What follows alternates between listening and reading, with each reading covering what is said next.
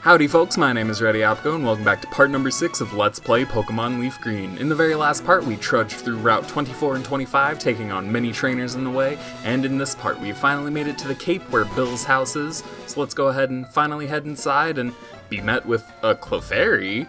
Well, this isn't exactly what we were expecting to find. Hiya, I'm a Pokemon. No, I'm not. Call me Bill. I'm a true blue Pokemaniac. Hey, what's with that skeptical... What is with my inability to speak English? I'm not joshing you, pal. I screwed up an experiment and got combined with a Pokemon. So how about it? Help me out here. Well, might as well. Wait till I get inside the teleporter. When I do, go to my PC and run the cell separation system. Oh geez, dude, I'm not very much of a computer person. I'm not sure that you should really be trusting me to do this. In fact, I barely know what a mouse is. My reference of a mouse is, Sandshrew and Pikachu, the mouse Pokemon. But we're going to go ahead and initiate the teleporter's cell separator, which is a ridiculous... Okay, I want you to understand the perspective of an 8-year-old playing this and not understanding really what was going on at all. All I really understood is that man went in one side of the machine as a Pokemon, and now we actually have Bill. Yeehaw! Thanks, bud. I owe you one. So, did you come to see my Pokemon collection? You didn't? That's a bummer. I've got to thank you. Oh, here, maybe this'll do. And we receive an SS ticket from Bill. That cruise ship SS Anne is in Vermilion City. I hear there are lots of trainers on board too. They invited me to their party, but I can't stand fancy dues. Why don't you go instead of me? Go on and have a good time. Well, that seems like a very useful item to take forward in our RPG adventures, so go ahead and grab the SS ticket and move on out of here. So before we actually get started on any other topics, there is something specifically that I had wanted to mention in this part. I actually got sent a picture today by one of my aunts, and it was an adorable picture of three of my little cousins actually enjoying one of my Super Mario 64 videos, which was super, super cool. So I wanted to take this time and shout out, hello Zach, hello Liam. I hope you two get a chance to watch this video, and I'm sure that they will be overjoyed at me shouting them out. What my aunt was saying is that they enjoy, the YouTube content creators and stuff, and my particular videos I wouldn't necessarily say are the most enjoyable for a little kid. They don't really fall in line with the type of content that those little kids tend to consume. But that said, I hope that they get some level of enjoyment out of it. But what specifically my little cousin had said was, wow, I know someone famous, which I wish that were the case. But I am famous in some way. I'm famous among my little circle here, and I'm okay with just having that little bit of recognition. I got plenty of good friends, plenty of family that support me in what I do, and I truly could not ask for more. So, here we are, entering the water gym here in Cerulean City. Our first opponent here is going to be Swimmer Lewis, and we're going to use our newly acquired team member, Picture Perfect here. The ability to use the grass-type Vine Whip is going to be super, super useful against these water types, as it is super effective.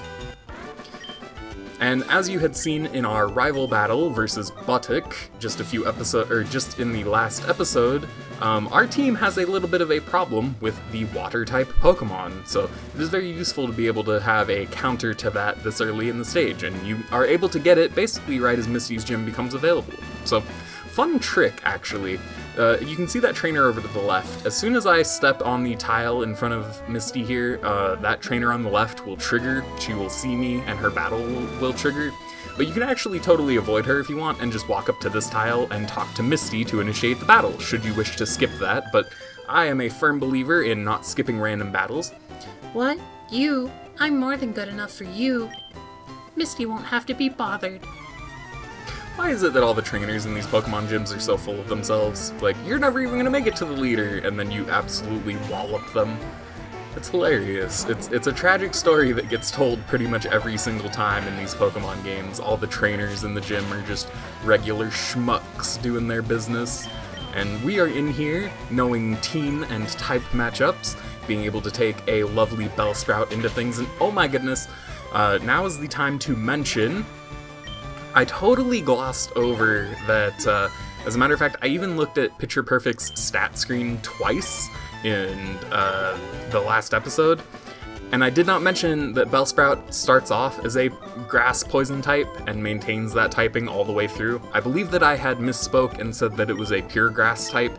That is actually not the case. It maintains the poison type all the way through, and oh my goodness, this is not something that I was actually expecting. I totally forgot that this was the level this was going to happen. I genuinely did not plan this whatsoever.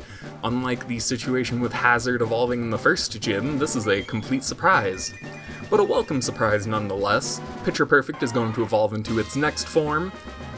Bellsprout has evolved into Weepinbell, which is going to be very, very useful in our fight against Misty, which we are going to undertake as soon as I return from the Pokemon gym, so excuse me for just a moment. With that short detour out of the way, let's go ahead and talk to this gym's leader. Hi, you're a new face. Only those trainers who have a policy about Pokemon can turn pro. What is your approach when you catch and train Pokemon? My policy is an all-out offensive with Water-type Pokemon. Well, you are going to learn that going mono-type is an absolutely terrible plan when it comes to the world of competitive Pokemon. Leader Misty is going to challenge us to a battle. We're going to get to hear the lovely gym leader music once again. I really, really do love this track.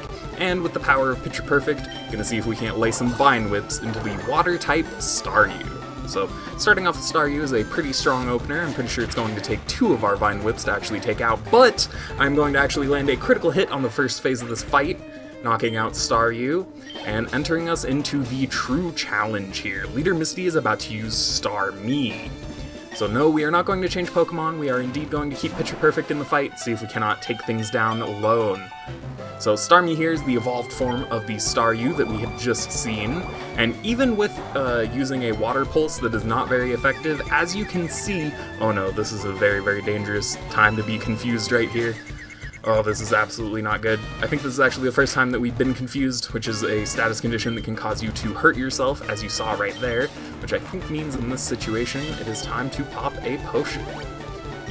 Even with Water Pulse not being very effective against the Grass-type Picture Perfect, it still is doing a fair chunk of damage, at least to the point where I'm going to want to heal it off, so that I am not being too dangerous here.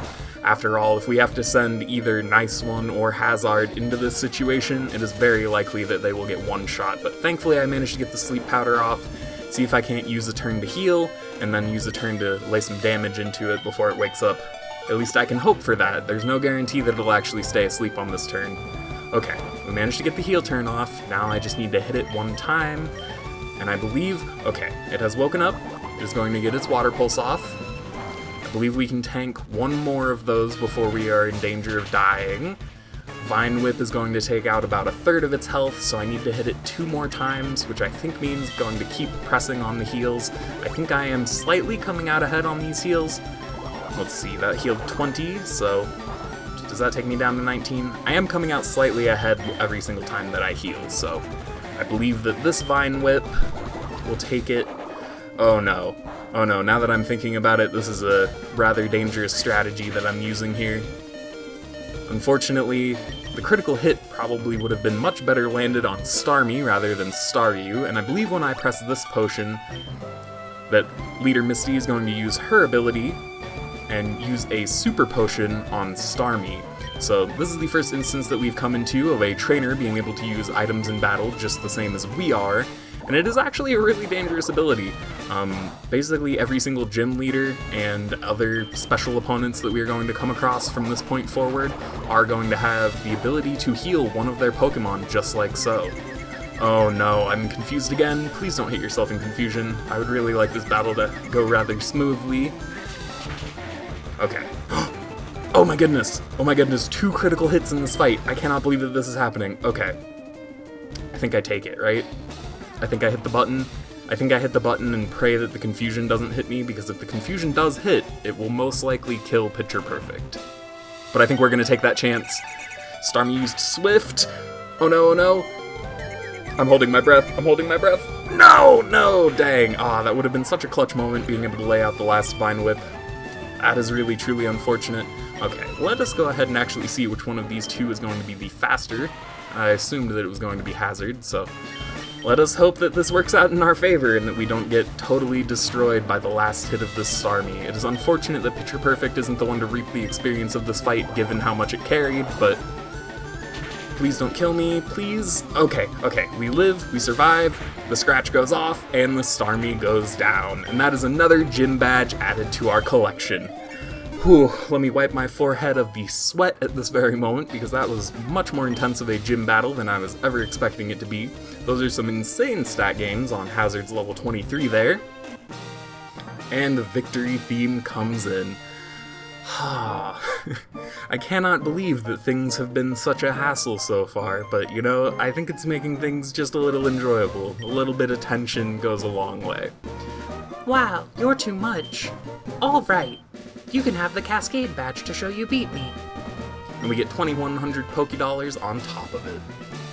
The Cascadebadge makes all Pokemon up to level 30 obey. That includes even outsiders you got in trades. There's more. You can now use Cut anytime, even out of battle. You can cut down small trees to open new pathways. You can also have my favorite TM. She's going to give us a copy of TM03, which contains Water Pulse. TM03 teaches Water Pulse. Use it on an aquatic Pokemon. We may indeed actually be using Water Pulse on one of our Pokemon later, but for now we are going to walk out of our gym with the spoils in our bag here. I'm going to quickly hit up the Pokemon Center right here, and continue onward through Cerulean City.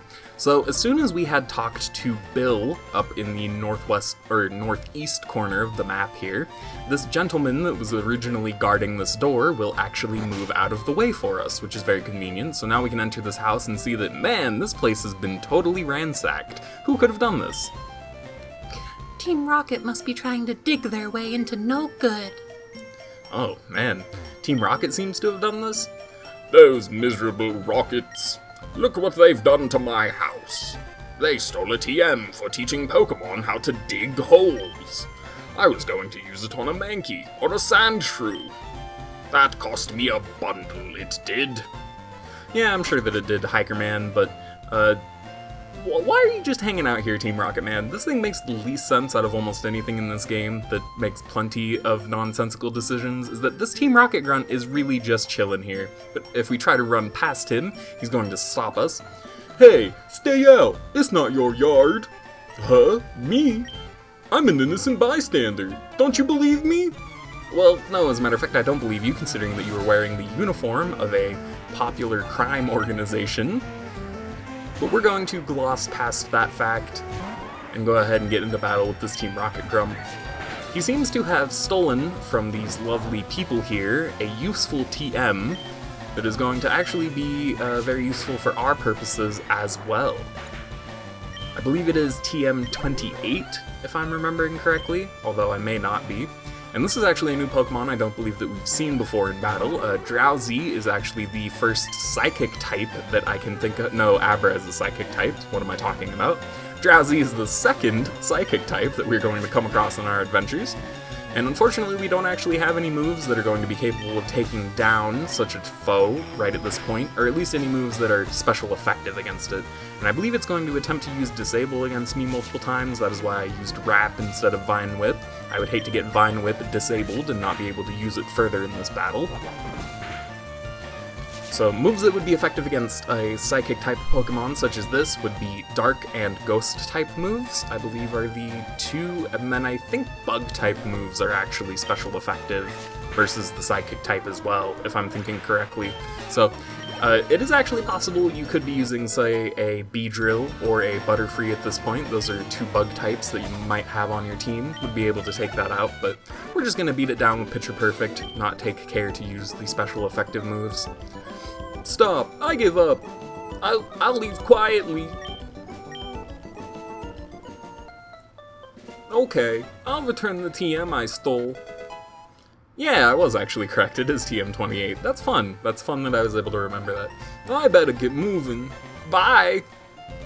And he completely disappears, teleports in the same way that our rival Buttock did. And that is going to finally open up the path to the south of Cerulean City here. And I believe, yep, there we go. We are now on Route 5. And now that we've encountered some tall grass here, you guys know what time it is. Time to cover the new Pokemon that are available here. We've only got one new Pokemon that is actually available in Route 5 here. And that Pokemon is going to be the normal type Meowth. So if you were looking for more normal types to add to your team, Meowth is a decent option. As well in the grass here, you have the opportunity to catch Pidgey again, and then Oddish if you are playing Fire Red, or Bellsprout if you are playing Leaf Green. So I'm going to take just a moment to see if I can't catch this Meowth. And with the classic strategy of setting them to sleep using Picture Perfect Sleep Powder, we have captured us a Meowth. Let's see what the Pokedex entry has to say about it. Adores round objects. It wanders the streets on a nightly basis to look for dropped loose change. My goodness, these Pokedex descriptions of Pokemon, for whatever reason, are extremely difficult for me to read. More so than any text in the game, I notice that I'm stumbling over the Pokedex descriptions. There's something about the way that they are worded that is just totally throwing me off. And I want to take a detour in this house before we move forward. This is the first instance of the Pokemon Daycare that you can come across in the series. So the Pokemon Daycare, the way that it works is that you can leave a Pokemon in the daycare, one Pokemon at a time, and every single step that you take on the overworld will be translated into experience for the Pokemon that you leave in here. So if there are any Pokemon that you wish to level while you are off on your journeys, you can go ahead and grab them from the PC. Let's go ahead and see what I actually have in my team. I might as well leave someone here while I'm here, right? Why not? Let's go ahead and take the Pikachu. And while we're at it, gonna go ahead and deposit the Sandshrew that is just kind of chilling in our party. Does not exactly belong there. And go ahead and talk to the old man. I run the daycare service. Would you like me to raise one of your Pokemon? Indeed, I would. Might as well take... Oh my goodness, I totally forgot. I don't think that I actually mentioned this in the video that I captured the Pikachu, is that I took the time to name it, well, you should know what that acronym stands for. I try to make an effort not to swear in these videos. I go out of my way to do so. And as a matter of fact, if you hear me talk, like just to my friends and stuff, oh man, do I swear an absurd amount. But as far as the videos go, I make an effort not to swear at all times, just because I believe friendlier language is a little bit nicer to the ears, especially if you're watching these like long-form videos like I make. And so, yeah, that is a, funny acronym for the Pikachu that, really was a pain in my rear. Like, seriously. Oh, my goodness. So, moving onwards, we are now here on Route 6, and I believe that this route does not actually have any new Pokemon to encounter. It has the same variety as Route 5, meaning that you can catch Pidgey and Meowth in both versions, Oddish in Fire Red, and Bellsprout in Leaf Green. And there's a couple trainer battles here, but considering that these are optional, you know what I'm gonna do, cut out the optional ones. And that marks the defeat of one bug catcher, Keigo, I think was his name. That was a very interesting name, K-E-I-G-O. I'm not exactly sure how you were supposed to pronounce that. And then we have these two trainers right here. These two are actually completely optional. I mean, that guy will see you, but you can walk behind him in the tall grass should you choose to do so. These two, you actually have to talk to them to be able to battle them. And if you do so, it, offers up some good experience, just like before, so might as well take out both of these. Who's there? Quit listening in on us. This poor camper sent a Squirtle out directly into my Picture Perfect, and with a single Vine Whip was taken down. Let's see what his girlfriend has to say about it. Excuse me, this is a private conversation. And from the last Pokemon in this picnicker's party, Pikachu, we are going to gain enough experience points for Nice One to level up into level 24. I'm really liking all of the stat gains that I'm getting off of these levels. They seem to be allocating themselves very well as far as every Pokemon's preferred stats go. Everyone is leveling up really nicely. So another optional bug catcher that you can walk behind, but of course we're not going to be doing that. You know what? I'm okay that I didn't read this bug catcher's dialogue because that was actually an obnoxious battle. He has a single level 20 Butterfree, which means that it is basically faster than everything I have on my team. Oops, that is the wrong item. It's basically faster than everything I have on my team, meaning that it paralyzed Hazard and hit it with Supersonic, confusing it, creating the legendary Parafusion combo. These two trainers are necessary, so... Me? Well, okay, I'll play. Yeah, Parafusion, being paralyzed and confused at the same time, is a very obnoxious situation to be put in these particular games. What paralysis does as a status effect is that it halves your Pokemon's speed, and when they go to attack, there is a chance that the attack... I actually sent out their own Pokemon, I meant to send out Nice One against a Pidgey, but paralysis sometimes has a chance of causing your Pokemon to be too paralyzed to move for their turn. So if you are hit with that and confusion, there's a very high likelihood that you will just miss all of your attacks outright, or worst case scenario, continually hit yourself in the face in confusion, which is very, very frustrating. So it is a kind of an obnoxious set of effects to throw on someone. So I'm glad that I actually took the time to purchase those healing items, because I don't think that the game actually would give you any free Paralyze heals up to this point, so just having the one in my inventory is super, super useful. Why on earth does this trainer just have 3 level 16 Pidgeys? What exactly is that doing for you? See, I really, really wish that they would make a Pokemon game that is actually... like the difficulty actually scales throughout the story, because I've played at least the first 4 generations of Pokemon, and the most recent one that I had played was, I played Moon not too long ago, and I gotta say that there's constantly an issue of enemy teams being too easy to take out, as you're seeing here, just 3, or it would have been 3 rock throws, but a simple Ember and 2 more rock throws on top of it is going to easily clean things up because of the monotyping of the opponent's team. It makes things just a little bit too easy. Huh? You wanna talk to me? Well, no, not particularly. In fact, I would much rather get past you, considering that we are trying to enter this new location, but if you insist, I suppose we might as well get into this battle anyways, and watch this guy have 2 level 16 Spearows to match his girlfriend. I think that's actually really cool that they make a bunch of these trainers, like picnickers and campers, that have the same uniform, and then they group them together in pairings like this. I think it's actually a really, really cool touch. It's something that I actually am thinking about is pretty unique to Pokemon. The way that this series works is extremely, extremely unique facing other Pokemon trainers like this, so there's only so much storytelling that you can do with, you know, NPC placement, I guess is the way to think of it. But what they have done, even just that tiny little attention to detail is really cool, and I think that's one of the reasons why Pokemon is loved. It's little attentions to detail, and I feel like in most situations, whenever you can describe a game as I love this game, it's the little tiny things. I mean, sure that there are overarching, like, draws, but the things that keep you there, that keep you in the I love this camp, it's really tiny things like that. This stinks. I couldn't beat your challenge. Well, no, of course you could not, because I am much more powerful than you.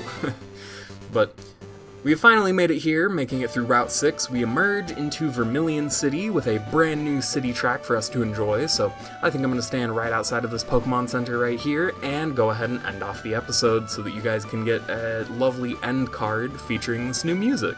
So, I hope you guys have enjoyed part number 6 of Let's Play Pokemon LeafGreen. Glad with what we've got accomplished in this part, but of course we're going to get even more accomplished next time, and I hope to be seeing you all there. My name is ReadyApgo. See y'all later.